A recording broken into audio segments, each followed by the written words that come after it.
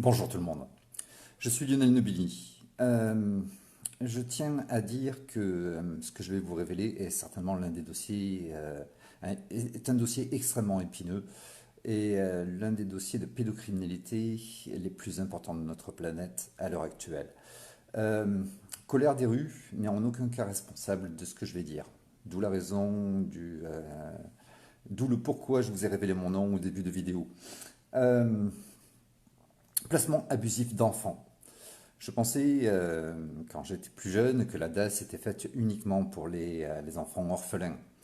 Euh, il n'en est rien. La DAS a été dissoute pour devenir l'ASE, l'aide sociale à l'enfance, sous la tutelle, sous la responsabilité du conseil départemental. L'aide sociale à l'enfance est aujourd'hui dénoncée par un grand nombre d'avocats. Grand nombre, c'est Mediapart en a parlé dernièrement. Grand nombre d'avocats se dressent pour révéler ce crime. Michel Hamas sur Marseille dénonce la chose. Il dit bien que 60% des enfants sont placés abusivement. On parle de placement abusif, donc ce n'est pas un placement bienveillant. Il existe certes des parents qui sont malveillants, qui peuvent abuser de leurs enfants ou les maltraiter, mais quand on parle de 60% de placements abusifs, là on prend des enfants à des familles bienveillantes, à des familles aimantes, pour des raisons dont on peut exprimer un certain doute. Un conflit parental, vous vous disputez avec votre compagne ou votre compagnon et on vous place aux enfants. Michel Lamas le dit, donc c'est un avocat marseillais, hein, Michel Lamas le dit, les juges ne rendent pas justice, ils la gardent. Euh, Monsieur Éric Dupond-Moretti, avant d'être ministre de la Justice, disait: celui qui croit en la justice ne la connaît pas. Et c'est ce qui se passe aujourd'hui pour nos enfants. Il est dit par les avocats que les criminels ont plus de droits que les parents. À savoir que le juge des enfants, ça se passe à huis clos. Et c'est le juge qui fait défaire la loi. Ainsi, il pourra vous dire, sans aucun problème, qu'il n'a pas lu les pièces apportées au débat, donc il ne respecte pas le contradictoire. C'est un fait établi et c'est un non-respect de leurs devoirs et un non-respect de nos droits. Euh, les méthodes sont de partout pareilles. Quel que soit le département en France, mais le problème c'est que cela sort de nos frontières, puisque le Portugal, l'Espagne, l'Italie, l'Allemagne, la Belgique, la Suisse, que je pensais être isolée, parce qu'un pays neutre, hein, c'est un pays voisin, c'est juste à côté de chez moi, mais un grand nombre de parents dénoncent la chose. Mais aussi outre-Atlantique, le Canada, les États-Unis dénoncent la chose. Il existe aujourd'hui une traite d'enfants au niveau international. On prend des enfants pour faire de l'argent. C'est ce qu'on appelle une traite d'enfants, hein. C'est un trafic d'enfants. Il est grand temps qu'on ouvre les yeux là-dessus. C'est encore méconnu de certains, mais nous sommes tous concernés, quelle que soit votre classe sociale, quelle que soit votre situation familiale. Du jour au lendemain, on peut venir vous prendre vos enfants simplement parce qu'une institutrice ou une assistante sociale a décidé de faire une dénonciation parce que bon, il est tombé en vélo, il s'est fait un petit bleu. Euh, et ça va construire le doute autour de vous. Et puis l'aide sociale à l'enfance va créer ce qu'on appelle des faux en écriture publique pour vous enfoncer. Rien ne sera vrai dans ce qu'ils disent, mais de connivence avec la justice, le procureur, les magistrats ne feront rien pour vous. Bien au contraire, ils continueront à vous enfoncer, quelles que soient les plaintes que vous déposez contre cet organisme, l'aide sociale à l'enfance, l'ASE, de connivence avec nos magistrats, quels que soient les dépôts de plainte que vous pouvez faire pour abus, pour mobbing, pour pression, pour chantage, pour faux en écriture, ces gens-là ont tous les droits. Les magistrats balayeront d'un revers du coude toutes vos plaintes et vous serez harcelé au quotidien. Ils vont vous démonter. Ils vont tout faire pour placer vos enfants. C'est comme ça que ça se passe dans l'aide sociale à l'enfance en France et dans les autres pays. La méthode est de partout pareil. Quel que soit le pays industrialisé, ils ont tous les mêmes méthodes pour vous prendre des enfants. Et aujourd'hui, c'est un véritable fléau. Alors moi, je veux bien, on peut discuter de nos retraites, on peut discuter de beaucoup de choses, mais les enfants, c'est notre avenir. Et sans eux, pas de retraite. Sans eux, pas d'avenir. Ce sont les soignants de demain. Ce sont ceux, quand vous serez âgé, qui viendront à votre chevet pour vous soigner, ce sont ceux qui vont cotiser nos retraites. C'est notre avenir, nos enfants. Et on ne peut pas passer à côté et ne pas s'en préoccuper.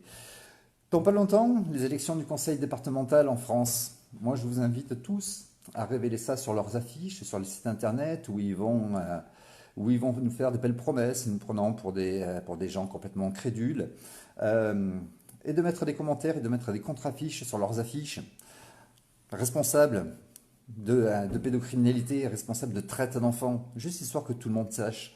Il est important aujourd'hui que ce dossier de pédocriminalité que la France n'a jamais connu, voire que que notre pays, notre planète n'ait jamais connu, pardon pour le bégaiement, il est grand temps que ce soit révélé au grand jour.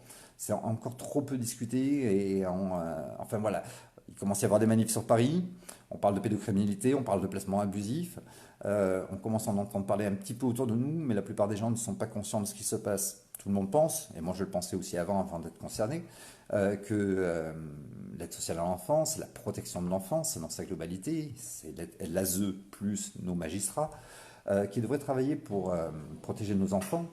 Eh bien, tout le monde pense que c'est pour protéger nos enfants et que les enfants maltraités, les enfants abusés sexuellement sont mis de côté dans des foyers où ils vont recevoir de l'amour, une certaine sécurité, etc. Non, non, pas du tout. Dans les foyers, et il y a eu grand nombre d'émissions qui l'ont révélé, hein, dans les foyers, on y retrouve prostitution, drogue, maltraitance physique et psychologique. euh, on leur donne des cachets pour des médicaments pour les calmer. Donc il y a un traitement abusif médicamenteux. Et il y a surtout beaucoup de pognon en jeu. Un enfant placé, c'est minimum 7 000 euros par mois. Ça peut aller jusqu'à 25 000 euros par mois selon la santé de l'enfant, s'il est handicapé, s'il nécessite des soins particuliers. C'est un véritable business. Il est grand temps qu'on ouvre les yeux là-dessus, qu'on le dénonce. Les présidents du conseil départemental, pour ma part je suis en Haute-Savoie, mais les présidents des conseils départementaux sont totalement responsables de ce qui se passe aujourd'hui, de ce dossier de pédocriminalité. Ils ne sont pas les seuls. La police ne fait absolument rien pour protéger nos enfants, et pourtant ce sont des citoyens.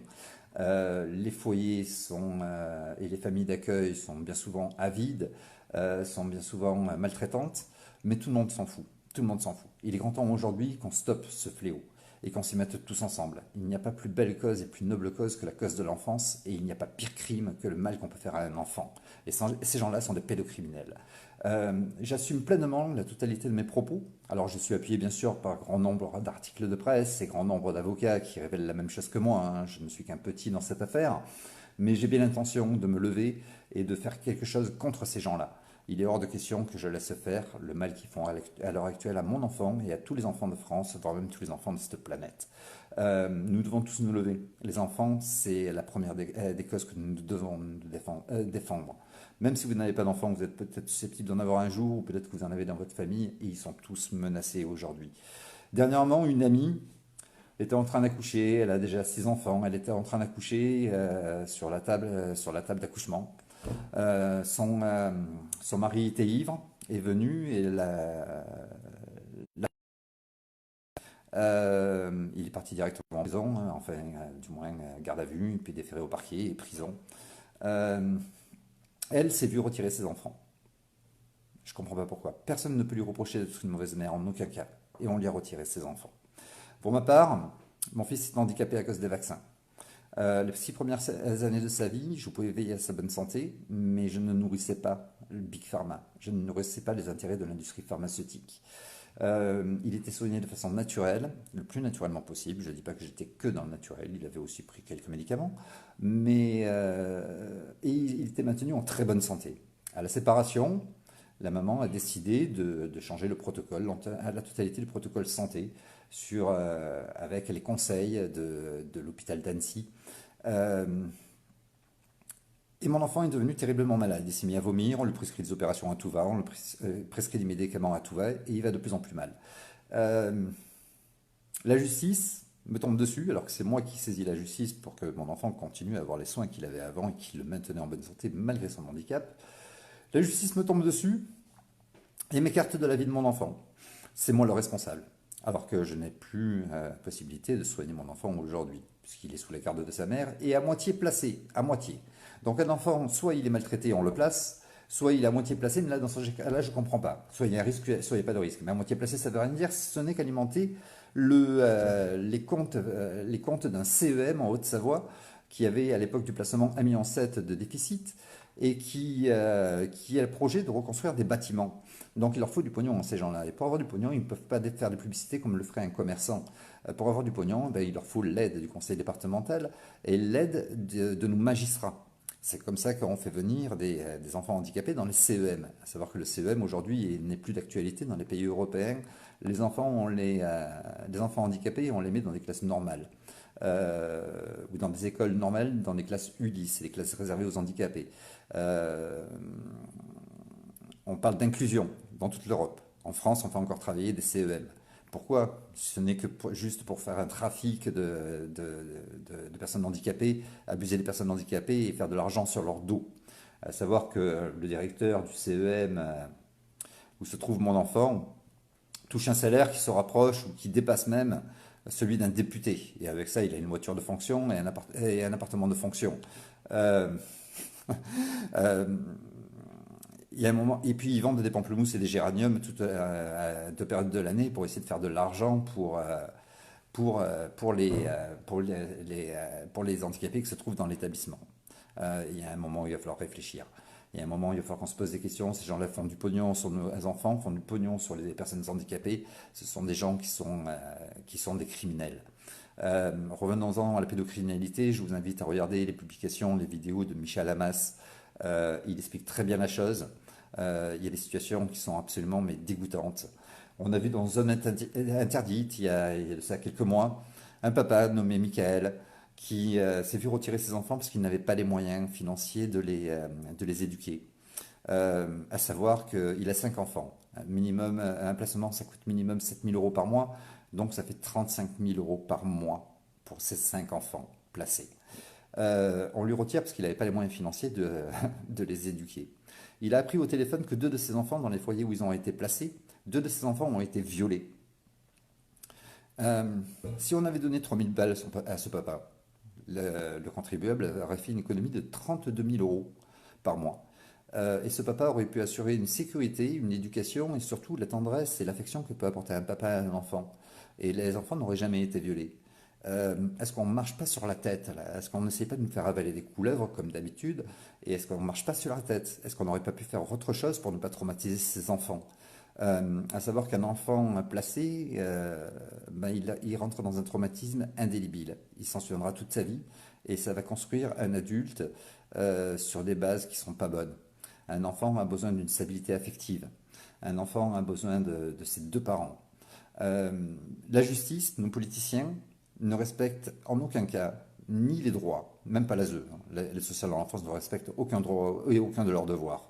Mais les droits de l'homme, les conventions européennes des droits des enfants sont totalement violées, bafouées, salies par ces magistrats, par ces politiciens, par ces présidents du conseil départemental, mais aussi par l'aide sociale à l'enfance. L'aide sociale à l'enfance est régie par 8 articles du Code des familles. Ils n'en respectent aucun. Avant de placer un enfant, ils ont la priorité de venir en aide aux familles, que ce soit financièrement ou physiquement. Ils doivent. Le placement est vraiment, vraiment, vraiment la dernière chose qu'ils doivent mettre en place pour le bien de l'enfant. L'intérêt principal de l'enfant, l'intérêt supérieur de l'enfant est la première chose qu'on met en avant en principe. Mais eux font du pognon et font de la traite d'enfants. Aujourd'hui, on parle de placement abusif. Aujourd'hui, on parle de trafic d'enfants. Et ça se passe dans notre pays, au sein de nos conseils départementaux. Ça se passe en France, avec l'aide sociale à l'enfance et nos magistrats. On appelle ça la protection de l'enfance. Je vous invite tous à en parler autour de vous et tous à agir, tous à envoyer des messages au conseil départemental. Il faut saturer leur boîte mail. Il faut qu'aux prochaines élections du conseil départemental, toutes les affiches, tous les sites où ils feront que promouvoir leurs intentions, ou à vous inviter à vous faire des belles promesses, etc., etc. Il faut qu'on fasse une contre-information et qu'on colle sur leurs affiches, qu'on aille sur leur site pour révéler qu'ils sont des pédocriminels en puissance. Euh, j'ai fini de vomir ce que j'ai sur le cœur, les amis, mais il s'agit d'un dossier extrêmement, extrêmement important et je vous invite tous à vous intéresser à la cause. Allez regarder les vidéos de Michel Hamas, allez sur Mediapart, ils ont fait quelques écrits sur l'aide sociale à l'enfance, sur la protection de l'enfance, sur le placement abusif. Vous tapez les mots-clés sur Google et vous aurez de nombreux articles de presse qui en parlent. C'est quelque chose de terrible. Il y a des parents qui se suicident. Il y a des enfants qui se suicident depuis les foyers. Il y a des enfants qui sombrent dans la psychiatrie. Euh, Nous savons aujourd'hui que 70% des jeunes de 18 à 25 ans qui sont SDF proviennent de l'aide sociale à l'enfance. Nous savons également que, pas tous, mais la plupart des terroristes proviennent de l'aide sociale à l'enfance. Il y a un moment où il va falloir qu'on se réveille, qu'on se lève, les amis. Il y a un moment où il va falloir qu'on dise basta à cette maltraitance d'enfants, basta à ce qu'ils font à nos enfants.